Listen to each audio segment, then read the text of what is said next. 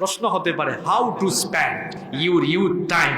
এখন এই যৌবনকে কাটাবেন কেমনে, এই যৌবনের কদর করবেন কেমনে? আমার যুবক ভাইরা শোনেন, তাহলে যৌবনের কদর আমরা কিভাবে করব? যৌবনের কদর আমরা কিভাবে করব ভালো করে শোনেন। তার আগে বলেন তো দেখি, যৌবন যিনি দান করেছেন, প্রাণবন্ত আওয়াজে গলার আওয়াজ বড় করে বলেন, যৌবন যিনি দান করেছেন তিনি কে? Keep in your mind, youth is not a gift given by a leader. যৌবন আপনার নেতার দেওয়া গিফট নয়। কি যুবকরা, কথা কি মাথার ভিতরে ঢুকে না উপরে দিয়া চলে যায়? যৌবন কোন নেতার দেওয়া গিফট নয়। যৌবন দিয়েছেন কে? আল্লাহ। তো তোমরা চামচামি করো কেন? সামনে আর পিছনে ঘুরঘুর করো কেন? তোমার যৌবন দেওয়া হয়েছে চামচামি করার জন্য নয়, তোমার যৌবন দেওয়া হয়েছে আল্লাহর দ্বীনের পথে কাটানোর জন্য। তোমার যৌবন দেওয়া হয়েছে আরেক বেটার চেয়ার ধরে রাখার জন্য, লাঠি সুটা হাতে নিয়া তার জন্য সামনে পিছে স্লোগান দেওয়ার জন্য নয়। তোমার যৌবন দেওয়া হয়েছে আল্লাহর জমিনে আল্লাহর দ্বীন কায়েমের আন্দোলনের জন্য। তোমার যৌবন দেওয়া হয়েছে কলেজে আর বিশ্ববিদ্যালয়ের ক্যাম্পাসে গাঞ্জার আসরে বসার জন্য নয়। তোমার যৌবন দেওয়া হয়েছে যৌবন বয়সে কুরআন হাদিসের তালিমে বসার জন্য। তোমার যৌবন দেওয়া হয়েছে কলেজে আর বিশ্ববিদ্যালয়ের ক্যাম্পাসে হকি স্টিক, লাঠি সুটা, পিস্তল হাতে নিয়ে যৌবনের বয়সে তামাশা করার জন্য নয়। যৌবন দেওয়া হয়েছে এই বয়সে পড়াশোনা করে হাতের মধ্যে বই খাতা কলম নিয়ে জাতি গড়ার জন্য, নিজেকে যোগ্য করার জন্য যৌবন দেওয়া হয়েছে। এই যৌবন দেওয়া হয়েছে গাঞ্জার আসরে, ইয়াবা বাবার আসরে বসার জন্য নয়। যৌবন আল্লাহ দিয়েছেন এই জন্য। যৌবন যদি খরচ করতেই হয়, যৌবন খরচ করতে হবে কার পথে? যুবকরা যুবকের মতো কথা বলো। যৌবন খরচ করতে হবে কার পথে? কিভাবে আমরা যৌবন আল্লাহর পথে খরচ করব? আযান হয়ে গেল, মুয়াজ্জিন সাহেব বললেন নামাজে আসো, হাইয়া আলাস সালাহ হাইয়া আলাল ফালাহ। নামাজের জন্য আসো, কল্যাণের জন্য আসো। ফজরের সময় মুয়াজ্জিন সাহেব আরেকটু এড করে বলেন, আস-সালাতু খায়রুম মিনান নাওম। মুয়াজ্জিন সাহেব বলেন, তোমরা যে ঘুমিয়ে আছো, ঘুমের চাইতে নামাজ উত্তম।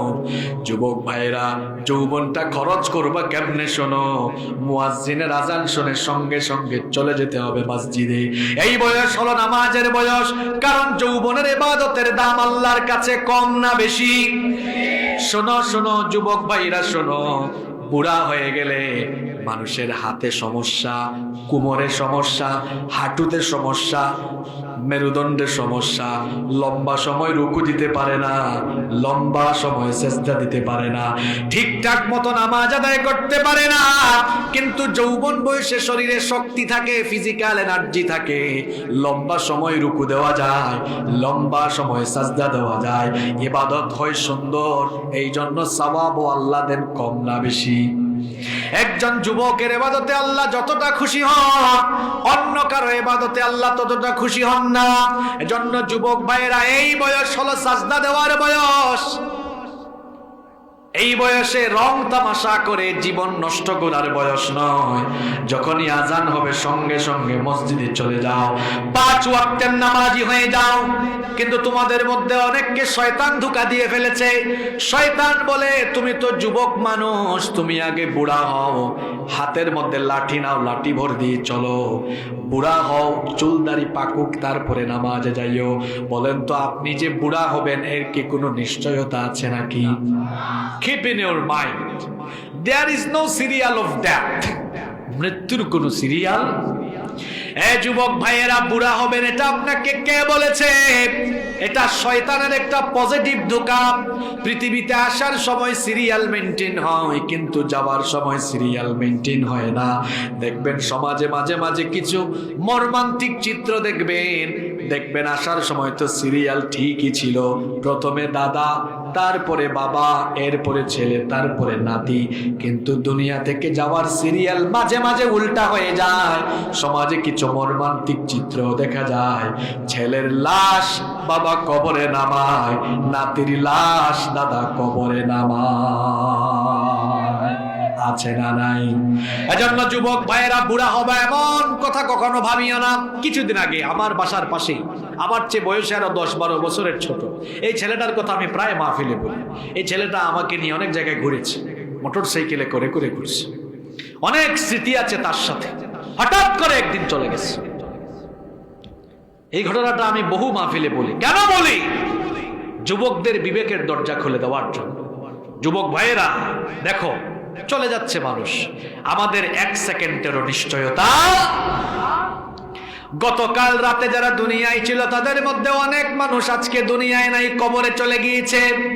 আগামীকাল তো আমি কিংবা আপনি কবরের বাসিন্দা হয়ে যেতে পারি, এর কোনো নিশ্চয়তা। কে কখন আমরা চলে যাব জানি না।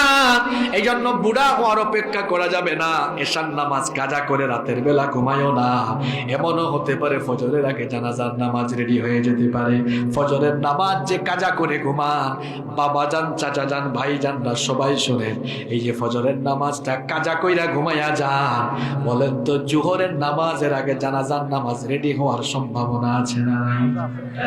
কেমন করে ঘুমাও তুমি, কেমন করে ঘুমাও তুমি, ফজর করে কাজা, এমন তো হতে পারে জোহরে জানাজা। ঠিক কিনা? কত মানুষের জানাজায় গিয়েছেন, আপনার জানাজা কখন যে হয়ে যাবে আপনি নিজেও টের পাবেন।